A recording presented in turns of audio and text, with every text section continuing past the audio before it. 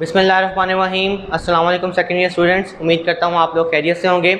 आज का जो हमारा टॉपिक है वो रिगार्डिंग कॉन्स्टेंट्स का है। इससे पहले दो लेक्चर्स के अंदर हम वेरिएबल्स को स्टडी कर चुके हैं ऑलरेडी। ठीक है, वेरिएबल्स हमारी ऐसी चीज़ें थी जिनको आप वेरी कर सकते हैं, जिनकी वैल्यूज़ को आप वेरी कर सकते हैं। तो कॉन्स्टेंट्स जो हैं, these are those quantities whose values can't be change. ये ऐसी चीज़ें जो कि फिक्स रहती हैं और आप इनको कभी भी चेंज नहीं कर सकते।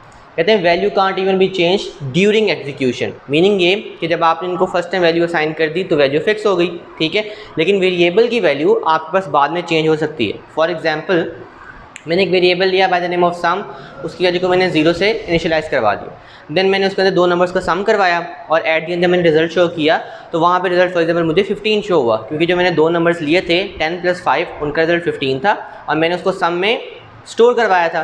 तो सम जब मैंने स्टार्ट किया तो उसकी वैल्यू 0 थी और जब मुझे रिजल्ट शो हुआ तो उसकी वैल्यू 15 हो गई थी। लेकिन जो कॉन्स्टेंट्स हैं इसकी वैल्यू ऊपर ही जब फिक्स हो जाएगी तो it can't even be change during execution. अगर आप एग्जीक्यूशन के अंदर किसी कांस्टेंट की वैल्यू को दोबारा से असाइन करना चाहेंगे तो बेटा वो आपको एरर शो कर देगा। ठीक है, उसने आपको एक एग्जांपल दिया, हैशटैग डिफाइन पाई की वैल्यू है और उसने उसको फिक्स करवाया। अब आप सब लोग जो हैं वो लास्ट लेक्चर आपका जो चैप्टर था उसके अंदर आप लोग हेलो वर्ड का कोड लिख चुके हैं। उसके टॉप पे आपने नोट किया था कि हैशटैग इंक्लूड डॉट आईओस्ट्रीम आपने ली थी, फिर आपने एक वॉइड का फंक्शन बना के उसके अंदर आपने प्रिंट हेलो वर्ड किया था।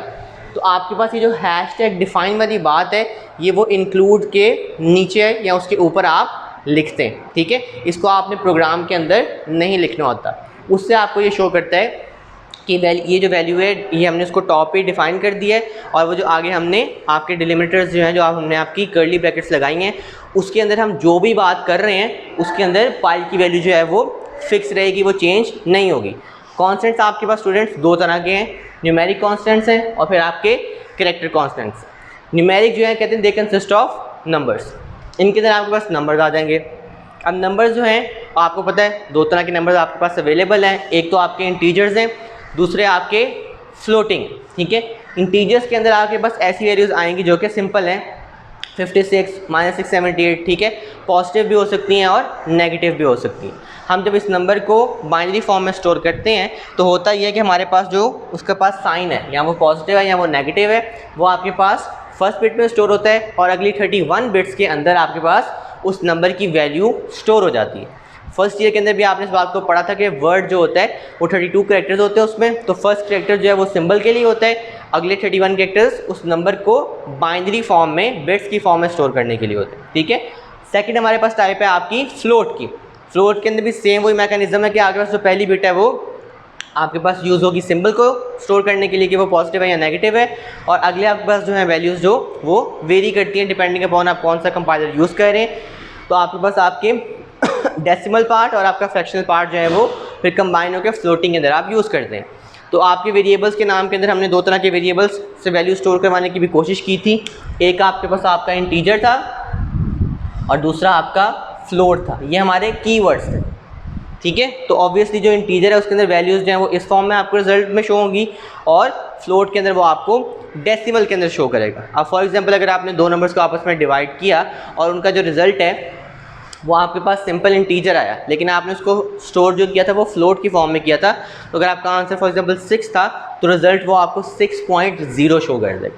ठीक है, तो ये थोड़े से इनके डिफरेंसेस हैं। अब हम मूव ऑन करते हैं टुवर्ड्स कैरेक्टर कॉन्स्टेंट्स। ठीक है, जो कैरेक्टर कॉन्स्टेंट्स हैं आपके पास कहता है कि वो सिंगल अल्फ़ाबेट्स भी हो सकते हैं, डिजिट्स भी हो सकते हैं और सिंबल्स भी हो सकते हैं।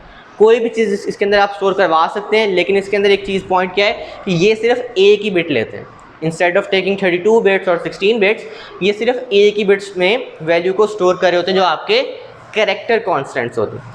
कैरेक्टर कॉन्स्टेंट्स को लिखने का तरीका क्या है कि आप उनको इनक्लोज करते हैं, बंद करते हैं इन एपोस्ट्रोफीज। ठीक है, फॉर एग्जाम्पल ये एक कैरेक्टर था मेरे पास ए आई, कोई भी नंबर आ गया, कोई भी सिंबल आ गया, अगर मैं उसके इर्द ऐसे करके ब्रैकेट्स लगा दूंगा तो बेटा वो आपके पास कैरेक्टर की फॉर्म में उसको रिप्रेजेंट कर रहा है और वो अपोस्ट्रोफिस के अंदर आपने उसको सेव कर दिया।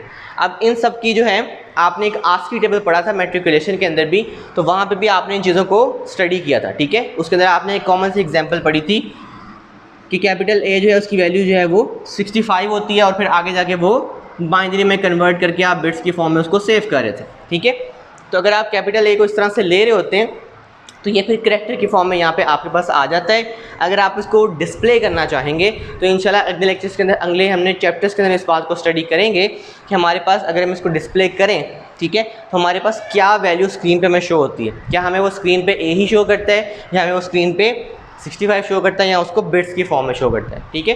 तो ये बातें हम इंशाल्लाह नेक्स्ट लेक्चर के अंदर पढ़ेंगे। आज का हमारा ये छोटा सा टॉपिक था कॉन्स्टेंट्स का, ठीक है।